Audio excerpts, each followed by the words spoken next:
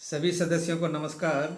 आज जैसे मैंने पिछले वीडियो में कहा था कि आज मैं एग्जीक्यूटिव मेंबर जो डिस्ट्रिक्ट और स्टेट में अक्रॉस इंडिया है उनका जो स्पेशल जो ड्यूटी है जिसका डिसीजन या रेजोल्यूशन हमने पास किया था 8वें annual general meeting Jhunjhunu Rajasthan में, तो उसके बारे में ऑलरेडी मैंने एक वीडियो पहले दे चुका हूं और इसका ऊपर सर्कुलर भी निकला हुआ है।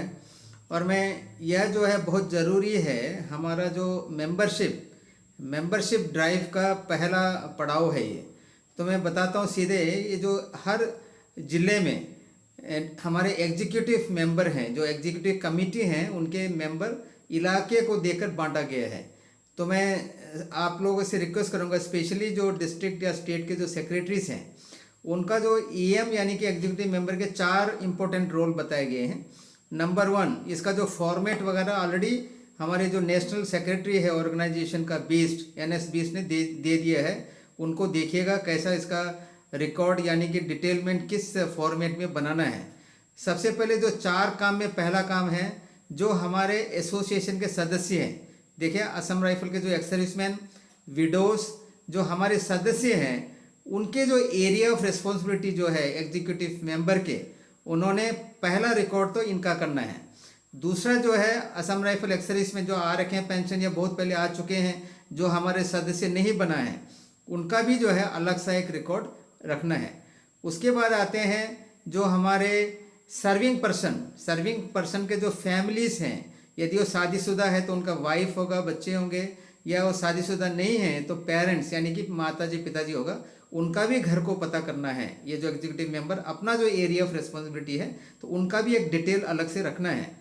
इससे फ़ायदा ये होगा कि हमारे जो सर्विंग पर्सन के जो है लड़के लोग, उनका रिकॉर्ड हमारे पास रहेगा। इमरजेंसी में यदि उनका फौज से कांटेक्ट करना पड़े या उनको जो है अपने पेरेंट्स का साथ जो कांटेक्ट करना पड़े तो आरेवा जो है उस पर मदद कर सकता है। चौथा और इम्पोर्टेंट जो है ये हमारे यंग ब्रिगेड्स के जो डिटेल, यंग ब्रिगेड आप सबको पता है, जो सर्विंग और रिटायर्ड पर्सन के जो बच्चे हैं 18 साल से ऊपर, लड़का या लड़की, उनका अलग से डिटेल हमारे पास आना चाहिए। एग्जीक्यूटिव जो मेंबर हैं ईएम, जो अपने एरिया ऑफ रिस्पॉन्सिबिलिटी का, उससे हमें जो है इनको आइडेंटिटी कार्ड भी हमने इशू करने हैं। और एक जैसे आप सभी को पता है कि ड्यूअल कंट्रोल का इशू हम अपने नेशनल प्लेटफॉर्म में रखने जा रहे हैं। ड्यूअल कंट्रोल या पॉलिटिकल जो उनके ऊपर, क्योंकि इसके ऊपर एक्शन लेना है, जैसे मैंने आपको पहले बताया है 2-3 वीडियो में। तो इसलिए हमारे यंग ब्रिगेड जो हमारा जो स्ट्रेंथ है, जो बच्चे हैं, उनका डिटेल भी हमको चाहिए। यानी कि ये जो 4 काम जो है करना है डिस्ट्रिक्ट लेवल में। और इसका जैसे पहले हमने सर्कुलर इशू कर चुका है, उनका डिटेल हमको चाहिए। और उस डिटेल में यह भी लिखना मत भूलिएगा कि वो जो एग्जीक्यूटिव मेंबर उस डिस्ट्रिक्ट के किस इलाके को कवर करेगा। और स्टेट जो सेक्रेटरी है, इनका कंप्लीशन रिपोर्ट हमको देना है, जो सर्कुलर हमने ऑलरेडी इशू कर रखा है उसके अनुसार। तो जो सर्विंग पर्सन सुन रहे हैं वीडियो, उनसे भी मेरा रिक्वेस्ट है कि अपने अपने घर को भी बता दें कि आरएवा के सदस्य आप लोग को कांटेक्ट करते समय इन्फॉर्मेशन देना है करके। और जो एग्जीक्यूटिव मेंबर है उनके साथ जो है विडोज जो इस इलाके के हैं, अदर जो मेंबर्स हैं, वो भी साथ जाना है। किसी छुट्टी के दिन जो है शाम को घूमिए और ये पता कीजिए कि ये जो 4 जो काम मैंने बताया है, अपने इलाके में वो घर विजिट करके आपने डिटेल लेना है। ये बहुत इंपॉर्टेंट है देखिए, क्योंकि जो हमारे जो ड्यूअल कंट्रोल जैसे आपको बताया गया है, इसके ऊपर जो हमने अपने रिश्तेदार, जो दोस्त हैं, जो फेंस सिटर है, जो मैंने बताया, सभी का डिटेल हर सदस्य अपने नोटबुक में नोट डाउन करना है।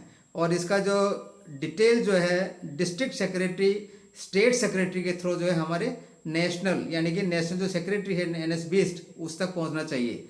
2-3 महीने के अंदर इसका मैं अलग से डिटेल से लेटर दूंगा, क्योंकि ये जो ड्यूअल कंट्रोल हटना बहुत बहुत ज़रूरी है। जैसा आप सभी को पता है, इसको जो है हम एक वाइड प्लेटफॉर्म यानी कि नेशनल प्लेटफॉर्म में, आपको पता है कि इलेक्शन के टाइम में कैसे कैसे होते हैं, लोग करोड़ों रुपया खर्च करता है वोट लेने के लिए। हमारा पैसे हमने ना किसी को 1 पैसा देना है, कुछ नहीं है। केवल हमने ड्यूअल कंट्रोल के बारे में हमारे जो देश के जो नागरिक हैं, हमारे सदस्य रिश्तेदार को छोड़ के उनको बताना है। और हम उनको यह बताएंगे कि यह कितना इम्पोर्टेंट है। इतना पुराना एक फौज जो अभी बिल्कुल मझधार में है, इनका जो फैसिलिटी जो है हमें ना इधर ना उधर मिल नहीं रहा है। सरकार का बहुत ही गलत नीति है। और यह जो है सुधरना ज़रूरी है।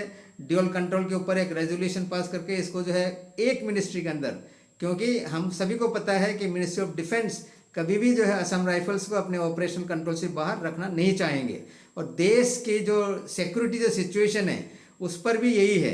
तो अगर वो हमारा ऑपरेशन कंट्रोल रखता है तो ये इनको जो है अपना एडमिनिस्ट्रेशन लेना चाहिए। और बीच बीच में जैसे इनका मीटिंग रखता है, जो कोर्ट को बताया गया है, उसमें जो इनका मीटिंग हुआ था डिफेंस सेक्रेटरी, होम सेक्रेटरी वगैरह का, जिसमें हमारे पिछले जो डीजी सांगवान सर अपने शिलोंग से वीडियो में इनसे बात किया था और बोला था कि डिफेंस में जाने से जो है कोस्ट गार्ड के साथ, कोस्ट गार्ड और असम राइफल का कोई मिलाव नहीं। देखिए कोस्ट गार्ड जो है कोस्टल एरिया को देखते हैं, असम राइफल्स बहुत ही पुराना, एक 188 ईयर्स 18 साल पुराना फौज है, इसका कोई कोस्ट गार्ड से मिलाव नहीं है। हम बोलते हैं कि इसको इंडियन आर्मी के अंदर पूरे बेनिफिट के साथ असम राइफल्स के जवानों को मिलना चाहिए, और वही एक करेक्ट सिचुएशन या करेक्ट पोजीशन रहेगा असम राइफल्स का। तो यह जब तक होता नहीं है तब तक हमारी जो लड़ाई है कोर्ट में एक साइड में चल रहा है, और पॉलिटिकली हम इसको लड़ेंगे। जैसे आप सभी को पता है अगले जनरल इलेक्शन से पहले हम सभी को स्पष्ट कर देंगे कि हमारे इतने वोट हैं, यदि रूलिंग पार्टी को ये वोट की ज़रूरत है तो इलेक्शन से पहले हमारे जो हमने जो बताया है ड्यूअल कंट्रोल को समाप्त करके हमें डिफेंस के अंदर, इंडियन आर्मी के अंदर ले जाइए और पूरा बेनिफिट हमें दीजिए। अगर ये नहीं मानते हैं तो मेन जो अपोजिशन पार्टी के साथ हम जो है एग्रीमेंट करेंगे। और ये वोटिंग बहुत ज़रूरी है, देखिए इसको सीरियसली से लेना है और नोट करना शुरू करना है अपने डायरी में, किस किस से बातचीत किया आपने, कौन कौन अपने दोस्त है, परिवार है, सभी को करीब 100 से ऊपर एक एक इंडिविजुअल जो है एकत्र कीजिए, ताकि 21,000 अभी जो हमारा स्ट्रेंथ है रजिस्टर्ड मेंबर वो और बढ़ेगा। और इस ये जो मैंने बताया है जो ईएम एग्जीक्यूटिव मेंबर का जो ड्यूटी, इसको सही ढंग से समझना है और इसको इम्प्लीमेंट करना है। देखिए इसका जो है बहुत ही इम्पोर्टेंट है ये जो मैंने बताया आज। अगला वीडियो जो है मैं इस प्लेटफॉर्म में यानी कि मेरे मकान में मैं दूंगा अप्रैल 7 के बाद, क्योंकि आज ही मैं चेन्नई जा रहा हूँ, वहाँ से मैं दिल्ली जाऊँगा और फिर उत्तराखंड के टूर वगैरह करके वापस मैं आऊँगा केरल में, यानी मेरे मकान में अप्रैल 7 तारीख। उसके बाद मैं दूंगा, बीच बीच में मैं वीडियो में मिलता रहूँगा, लेकिन ये जो प्लेटफॉर्म में नहीं। तब तक के लिए thank you very much, good bye.